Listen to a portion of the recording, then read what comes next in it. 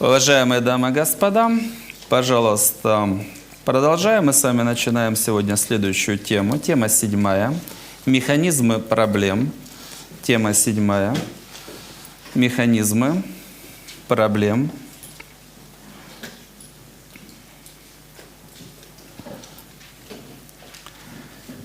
Механизмы проблем и занятие первое – блоки. Занятие первое – блоки. По теме в целом. Для того, чтобы прощаться с любой неприятностью, нужно понимать, разумеется, как она устроена.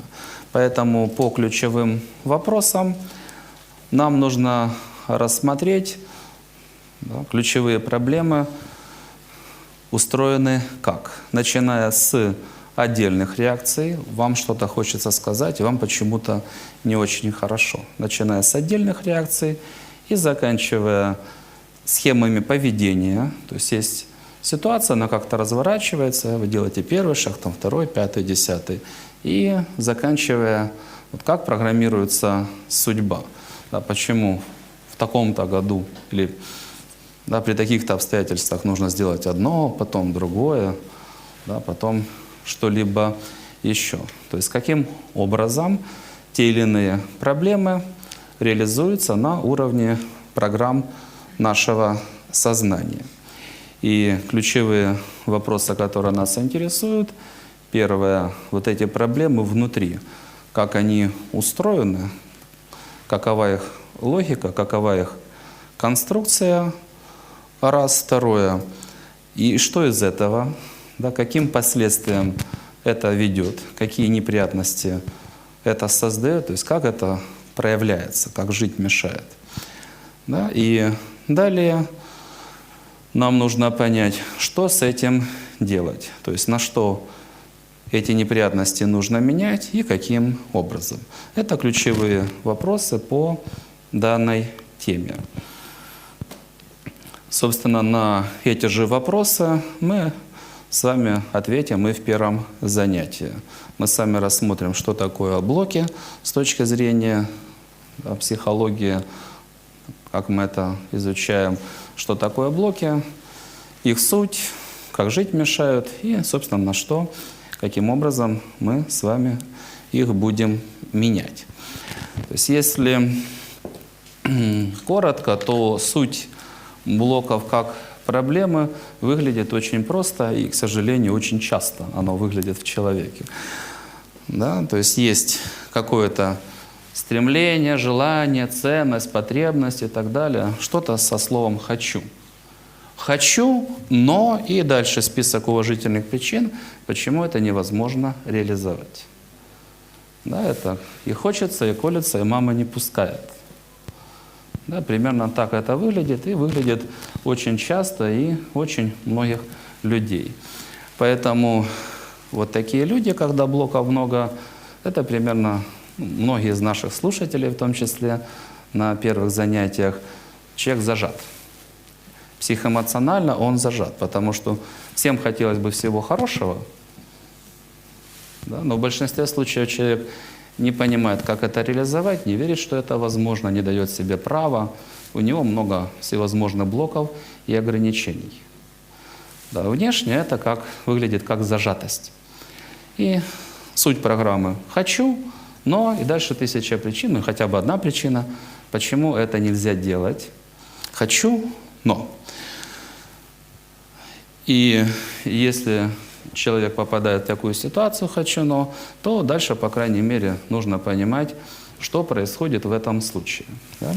Любое наше стремление, любое наше желание, если взять идеальный вариант, когда у человека все стремления включены на максимум, развитие, успех, карьера, жизнь любит, у него море энергии, море. И он жаждет эту энергию вложить, чтобы получить соответствующий результат. Фактически стремление, желание и то, что этому соответствует, это источник жизненных сил номер 1. Первое – хочу, второе – когда понял, уже могу, пока не понял, еще не знаю, сомневаюсь. Второй – могу, дальше делаю. Но это основные источники внутренней силы человека. Если человек ничего не хочет, ему пора умирать. Собственно, люди, которые ничего не хотят, они так и делают. Выглядят бледно, скучно. Ну, действительно, если не знаешь, зачем жить, и дышать не хочется. Зачем? Мотивов нет. А наши центры не имеют мотива к работе. Что ты делаешь? Ничего. Задания нет, зарплаты нет, внимания нет. Не знаю, что делать. Да, поэтому это программа увядания, саморазрушения. Ну, если брать в данном конкретном случае, вот любое желание «хочу», это то, что в том числе создает энергию для действий. Хочешь, ну так пойми как. Понял как? Ну так давай делай. Оно дает энергию. То есть есть то или иное желание, и если оно есть, то оно формирует тот или иной энергетический заряд как мотив действовать дальше. С одной стороны, заряд формируется, а с другой стороны стоит заслонка. Нельзя. Да, то есть как, предположим, кастрюля, в ней там что-то кипит, пар накапливается, а вы сверху держите крышку двумя руками. Нельзя, чтобы этот пар вышел наружу. И какие варианты развития событий? По крайней мере, 3 основных вариантов развития событий. Первый вариант – это срывы. Да, срыв. То есть есть блок, он запрещает какое-то действие, запрещает энергии куда-то выйти, но в ряде случаев это ведет к чему? Вот, скажем, взаимоотношения в личной жизни. Что-то не нравится. Сделать замечание человек не может. Сказать, там как-то поговорить, урегулировать вопрос не может. Ему неприятно, он идет. Да, то есть если у человека нет механизмов, да, напрямую реализовать ту или иную потребность, ну, сказать то, что не нравится. И он это носит в себе, накапливает. Часто это заканчивается взрывом, скандалом. То есть человек слетает, да, со всех ограничений, с тормозов и переходит там, на претензии, на крики. Второй может недоумевать: да что я сделал? Я ж ничего и сказать не успел. Это не важно.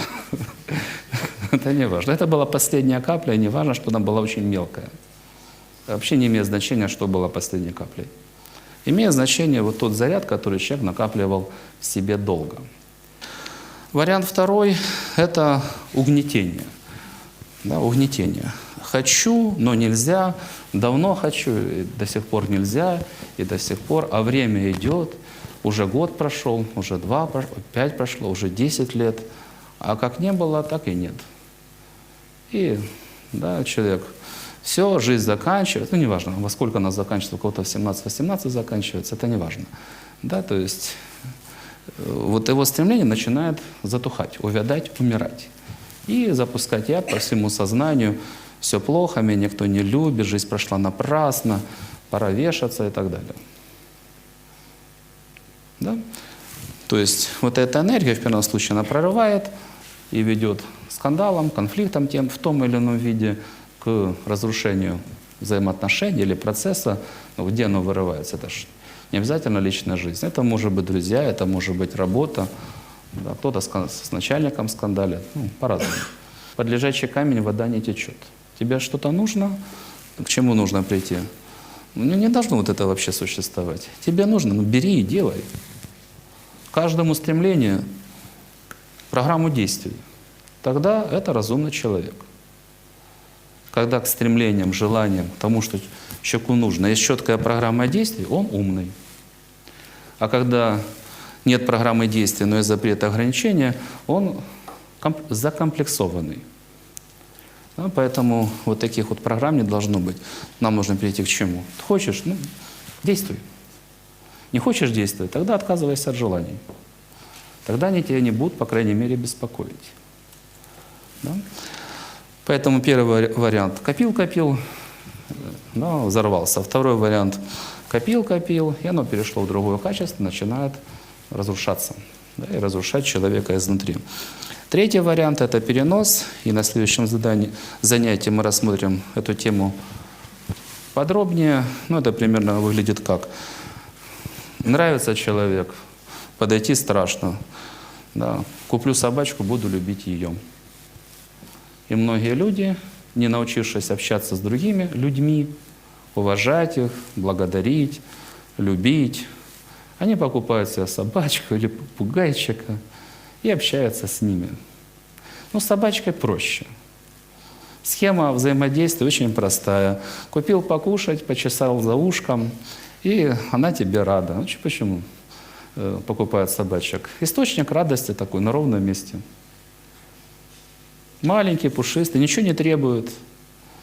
Шубы норковой не требует.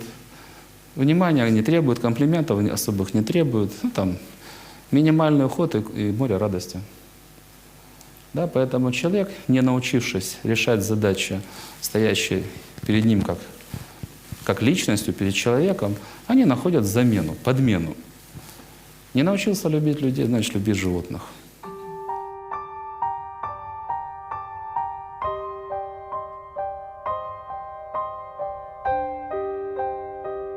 Огромная благодарность, Михаил Юрьевич, за сегодняшнее занятие.